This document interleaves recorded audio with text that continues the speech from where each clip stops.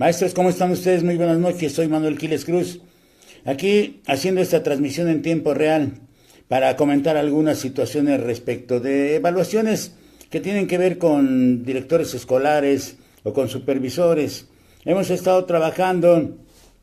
desde días anteriores aspectos que están relacionados con la ruta de mejora, con el Consejo Técnico Escolar, con algunos aspectos que son necesarios en el tratamiento de la actividad de una jornada de trabajo de los profesores, de los directores en este caso. Estamos revisando toda una serie de situaciones.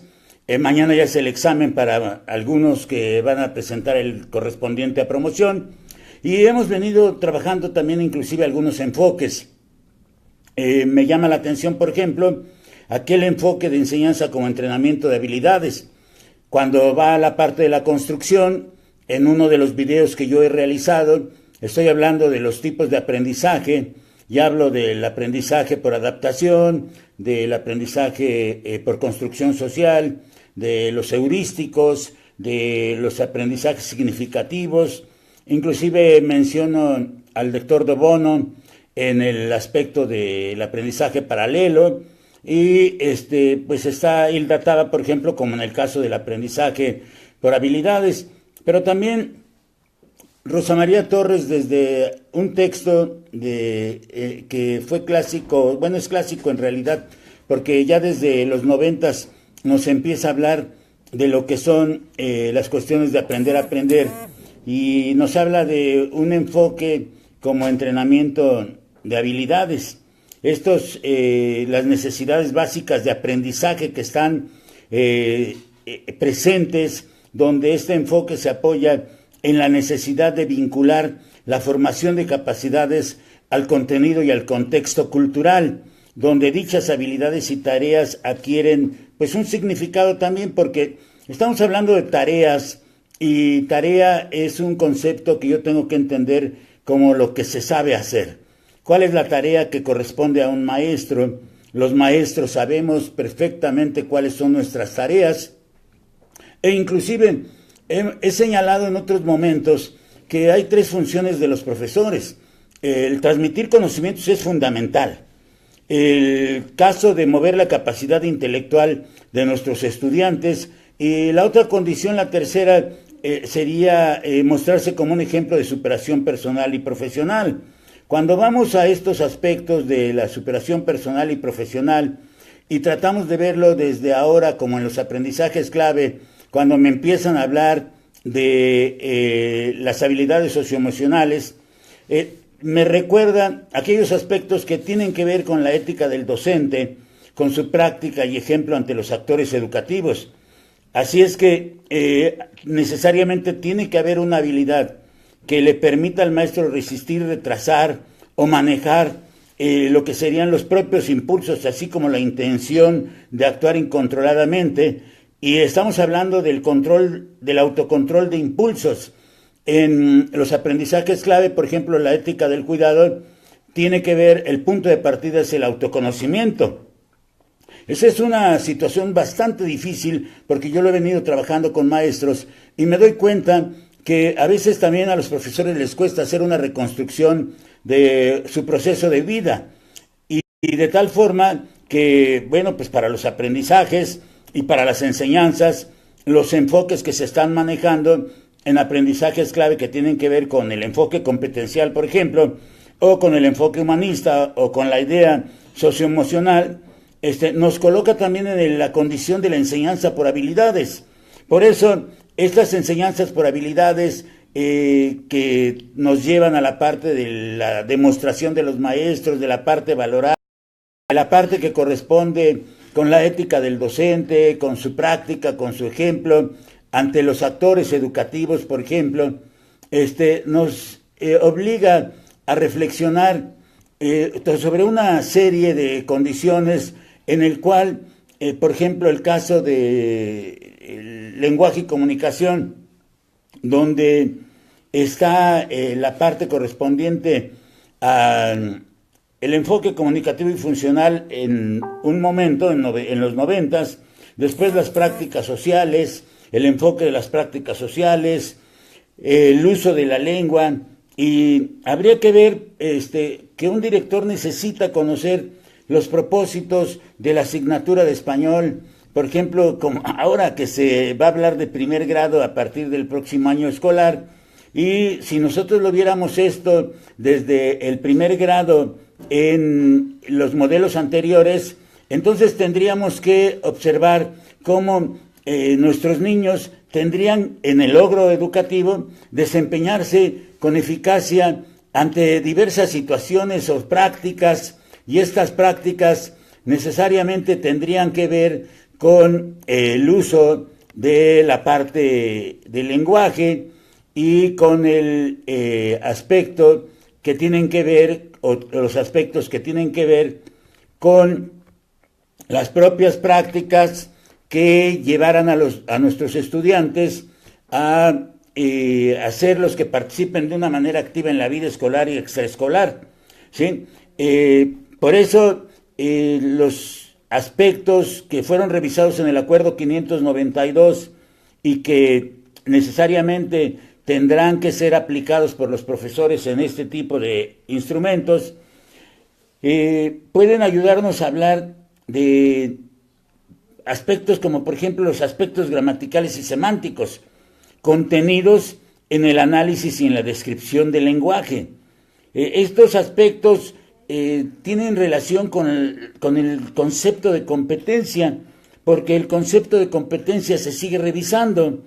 El mismo aprendizajes clave señala el propio concepto de competencia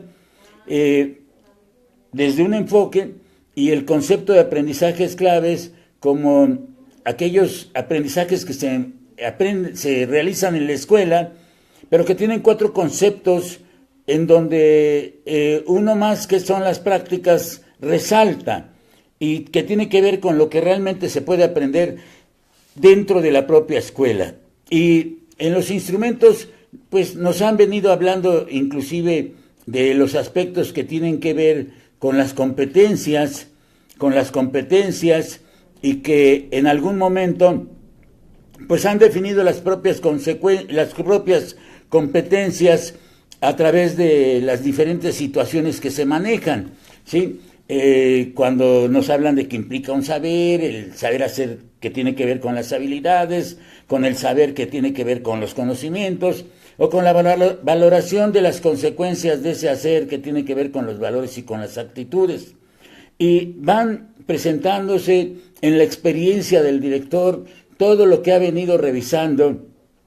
y entre los maestros que aspiran a ocupar un cargo de director, pues necesariamente deben de estar empapados de lo que tiene que ver con los planes, con el plan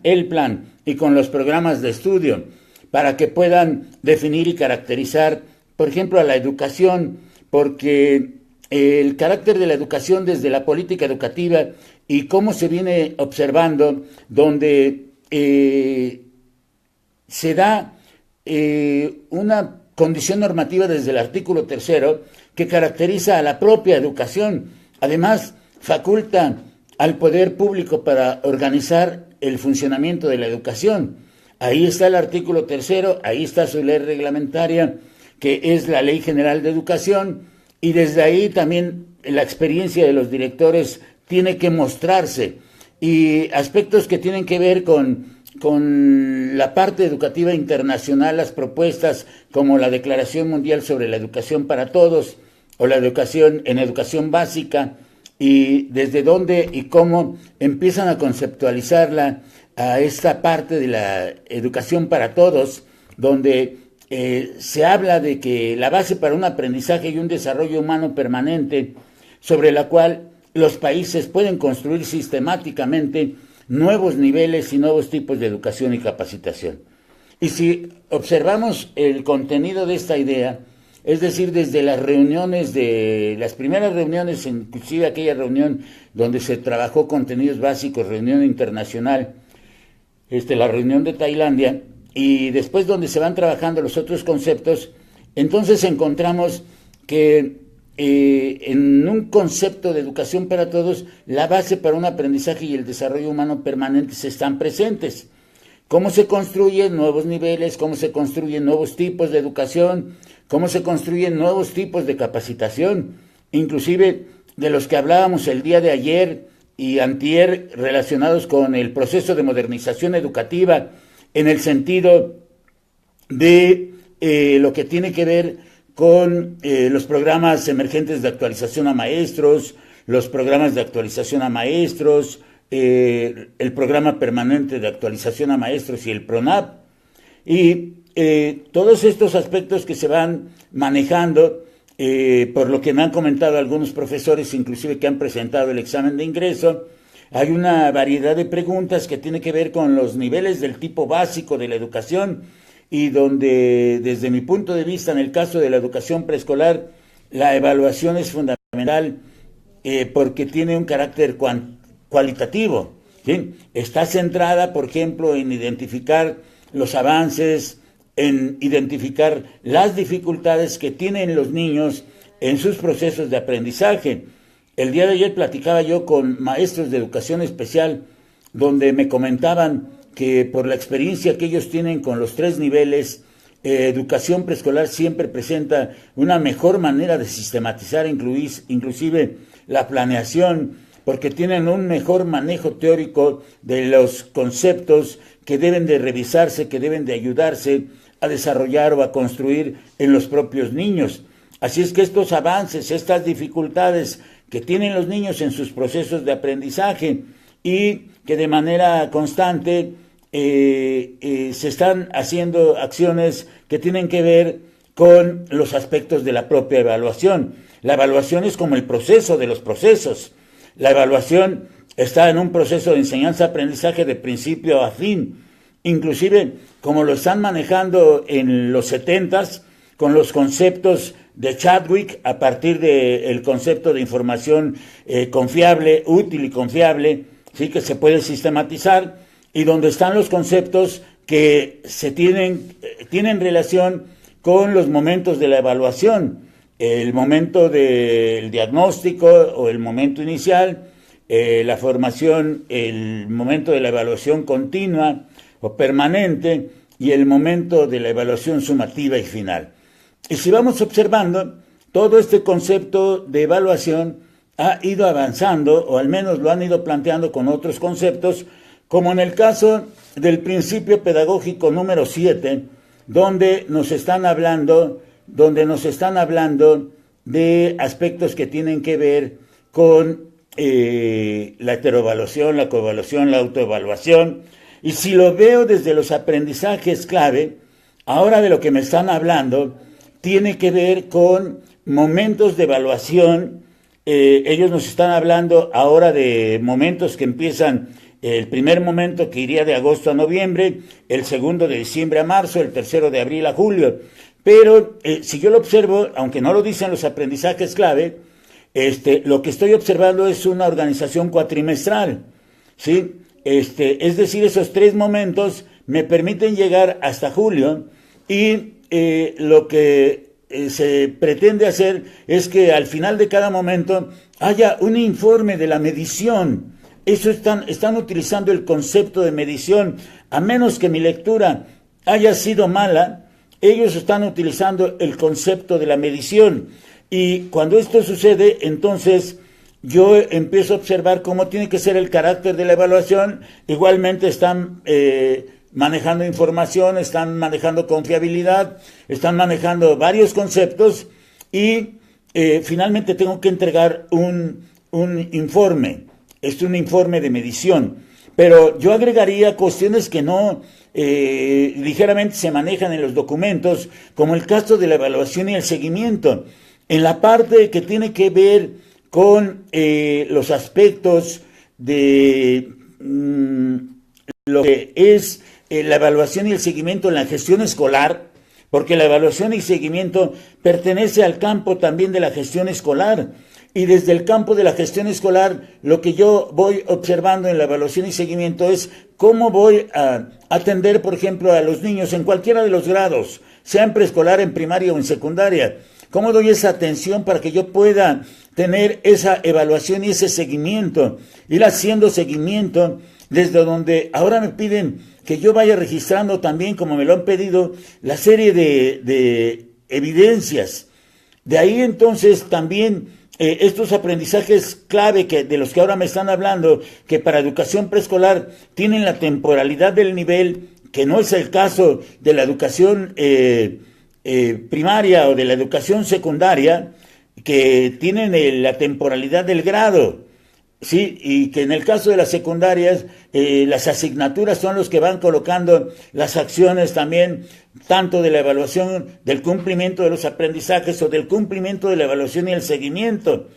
Y aquí me meten en un conflicto, porque en todo lo que han venido revisando desde la ruta de mejora, desde el Consejo Técnico Escolar, desde los temas para el Consejo Técnico Escolar,